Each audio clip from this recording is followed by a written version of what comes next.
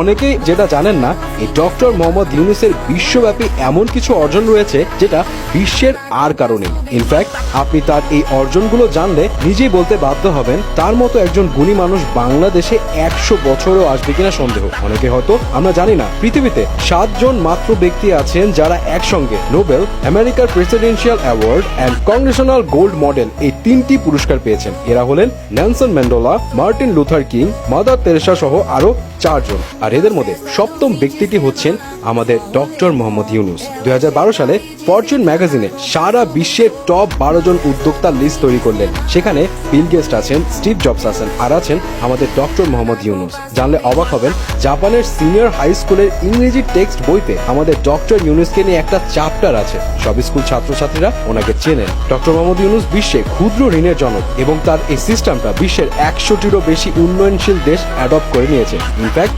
যুক্তরাষ্ট্রের মতো উন্নত দেশ এই ক্ষুদ্র ঋণ সিস্টেম ইকোনমিক ডেভেলপমেন্টের জন্য চালু করেছে। তার এই ক্ষুদ্র ঋণের টার্গেট ছিল দরিদ্র মানুষেরা যাতে ক্ষুদ্র ব্যবসার জন্য দীর্ঘমেয়াদী কিস্তিতে স্বল্প সুদে ঋণ পাওয়ার অধিকার পায় এবং সমাজে ধনী ও দরিদ্রের যে ব্যাপক বৈষম্য সেটা দূর হয়। এছাড়া দরিদ্রের বিরুদ্ধে লড়াইয়ের প্রযুক্তিও যে ভূমিকা রাখতে পারে এমন দূরদৃষ্টি সম্পন্ন উদ্যোগের কৃতিত্ব দেওয়া যেতে পারে অধ্যাপক ইউনূসকে। যেমন যখন মোবাইল ফোন বিশ্বের যে কোনো দেশে বিলাস পণ্য হিসেবে